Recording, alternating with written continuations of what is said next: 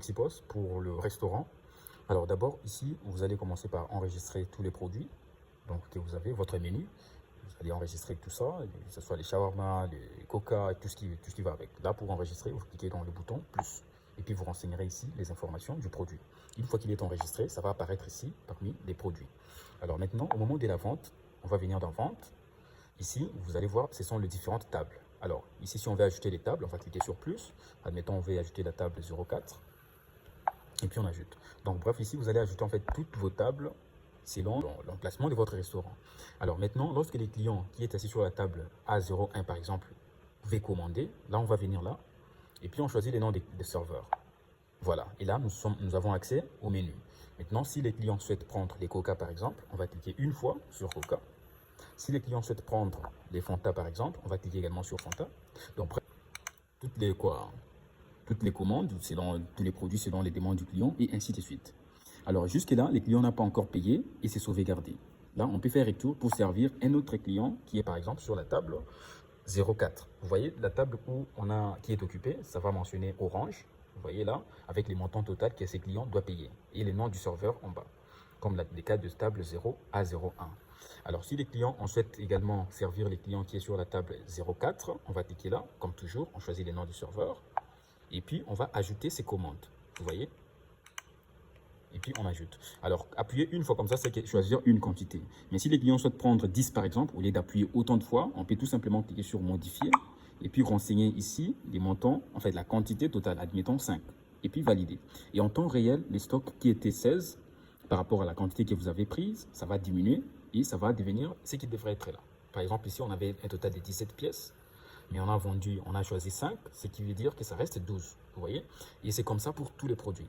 Maintenant, on peut toutefois revenir. Admettons que si les clients qui est sur la table A01 souhaitent ajouter encore un autre produit, on va cliquer là. Et puis, on va choisir s'il faut ajouter la quantité des Fanta. On va cliquer sur Fanta encore. Vous voyez.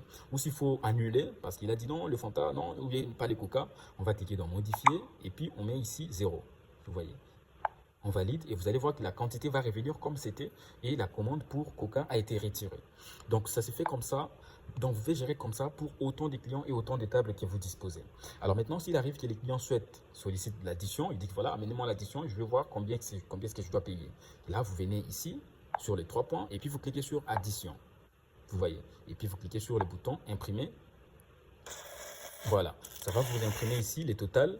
Voilà, que les clients doivent payer. Alors ici, moi, je vais enregistrer les données en francs. Donc voilà, donc c'est ça ce qui va payer. Donc ça fait en fait 15 francs, bon, en quelque sorte. C'est dans mes enregistrements. Mais si c'était en dollars, etc., ça va apparaître également en dollars. Donc vous voyez. Alors maintenant, si par exemple, ils souhaitent payer, parce que jusque-là, toutes les commandes dont leur table est en orange, ce n'est pas encore sauvegardé, ce n'est pas encore enregistré. Alors là, lorsqu'il vient payer maintenant, on va valider la commande. Là, on va revenir sur la table et puis on clique sur valider, vous voyez, terminer. Et puis, si les informations des clients ne sont pas nécessaires pour vous, vous cliquez seulement sur ignorer. Là, ça veut dire que les clients a validé sa commande. Vous pouvez ou ne pas réimprimer cette facture, mais c'est déjà enregistré. Vous voyez, là, je fais retour. Vous voyez que la table, ça revient vide comme c'était avant, parce qu'on a validé cela. Et ici, les totales des ventes qu'on a réalisées aujourd'hui, ça me montre là que c'est 15. Donc, c'est comme ça. Alors, au fur et à mesure que nous vendons, les stocks diminuent automatiquement. Et ça, lorsqu'on valide la vente, ça enregistre les montants et ça nous affiche ici ce que nous avons vendu. Alors, admettons que nous voulons ajouter les stocks de boissons, par exemple, ou des coca, ou de n'importe quel autre produit que nous voulons. Là, on va venir dans Opération. On peut choisir les produits comme Coca. Vous voyez, sa quantité, c'est 79 en stock. Admettons que nous voulons en ajouter 10. Là, on va cliquer sur Coca. On met la quantité, disons 10. Et puis, Opération, on choisit Entrée. Et puis, on clique sur le bouton Enregistrer. Donc, vous allez voir qu'en temps réel, les Coca qui étaient 179 va devenir 189 parce que nous avons ajouté 10 quantités. Vous pouvez faire ça pour autant de produits. Donc, quand vous ajoutez des produits, la quantité augmente. Et quand vous vendez, ça diminue automatiquement. Alors, ici, vous avez également la possibilité d'afficher en fait le rapport des entrées que vous avez faites. Par exemple, là, si je viens sur rapport des opérations stock, je mets la période d'aujourd'hui, par exemple, le 1er septembre. Et puis, je choisis les entrées. J'affiche générer.